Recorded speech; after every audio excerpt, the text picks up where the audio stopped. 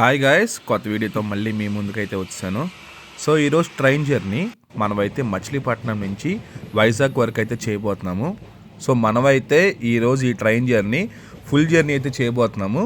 But ఇక్కడ ఏంటంటే మనమైతే కనుక మచిలీపట్నం కాదు, గుడివాడ నుంచి స్టార్ట్ అయ్యి వైజాగ్ వరకు అయితే ట్రావెల్ చేస్తాము. సో నేను గుడివాడలో ట్రైన్ ఎక్కాను. ప్రజెంట్ మనమైతే కైక్లూరు దాటి అయితే వెళ్ళిపోతున్నాము. మిగతా విషయాలన్నీ మనం రేపు మాట్లాడుకుందాం. ప్రజెంట్ అయితే నేను పడుకుని పోయాను. సో స్లాక్ టైం చాలా ఉంది, మనమైతే బోల్డ్ అన్న విశేషాలు మాట్లాడుకుందాం. సో మన మాటల్లోనే డే 2కి అయితే వచ్చాము. మార్నింగ్ అయితే అయ్యింది time. So first is first, train ఎక్కిన తర్వాత నా ఎక్స్పీరియన్స్ అయితే నాకు నచ్చలేదు ఈ ట్రైను.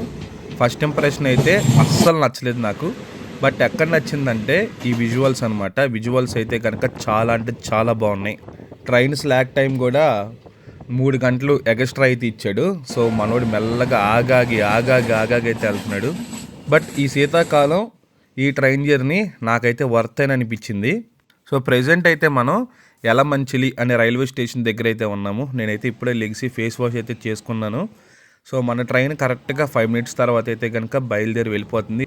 మార్నింగ్ పూట శీతాకాలం విజువల్స్ అయితే నాకైతే పిచ్చిగా నచ్చేసినాయి. చాలా అంటే చాలా బాగుంది, వర్త్ అనిపించింది జర్నీ.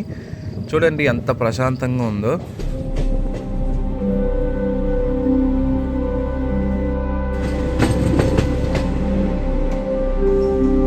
ఈ ట్రైన్ టైమింగ్స్ కనుక మనం మాట్లాడుకుంటే ఎవ్రీడే నైట్ 9 o'clock అయితే మచిలీపట్నంలో స్టార్ట్ అవుతుంది. తర్వాత రోజు మార్నింగ్ 8 o'clock అయితే మనల్ని విశాఖపట్నంలో దింపేస్తుంది అనమాట. సో మీరు ఇక్కడ అబ్జర్వ్ చేసి ఉంటారు కదా, ఇన్ని గంటలు ఎందుకు తీసుకుంటుందని. సో యాక్చువల్లీ మ్యాటర్ ఏంటంటే ఇది ఎక్స్ప్రెస్ ట్రైను. సో యాక్చువల్గా ఏంటంటే చాలా ట్రైన్లు అయితే క్రాస్ వెళ్ళిపోతాయి.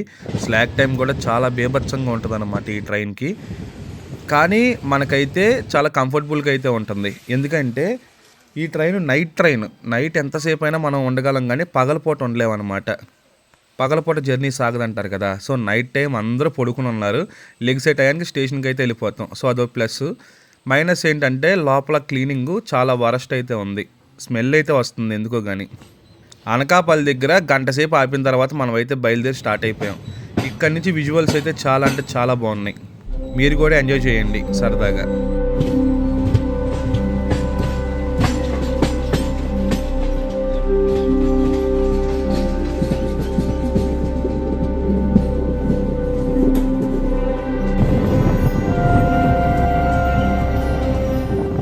మాటల్లోనే మనమైతే అనకాపల్లి దగ్గరికి అయితే వచ్చేసాము.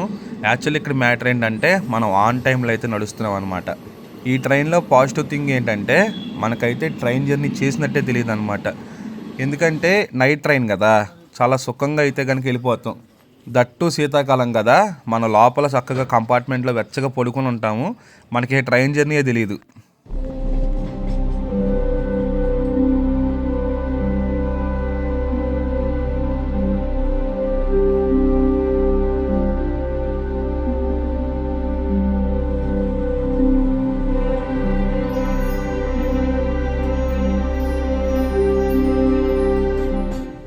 సో రైల్వే వర్కర్స్ అందరూ వాళ్ళ పనుల్లో బిజీగా అయితే ఉన్నారు.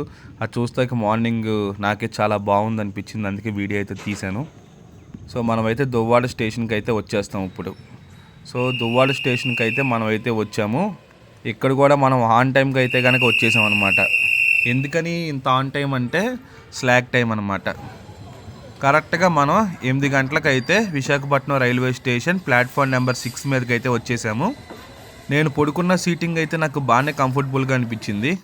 సో ఇది నేను కూర్చున్న సీటు, నాకు సీట్ నెంబర్ 30 అయితే వచ్చింది.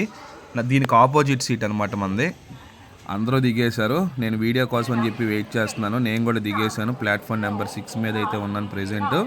ఈ వీడియోకి అయితే ఇంకా ఎండ్ కార్డ్ పడిపోయినట్టే. సో నేనైతే కనుక ఇప్పుడు ఒక పని మీద వైజాగ్ రైల్వే స్టేషన్ బయటకు అయితే వెళ్తున్నాను. ఆ పని చూసుకొని నెక్స్ట్ అయితే కనుక మీకు వీడియోస్ అయితే అప్లోడ్ చేస్తాను. సో మనం విశాఖపట్నం అవుట్ సైడ్కి అయితే వచ్చేసాము. ఈ వీడియోకి అయితే ఇంతే గైస్. నెక్స్ట్ వీడియో మళ్ళీ కనుక స్టే ట్యూన్. బాయ్.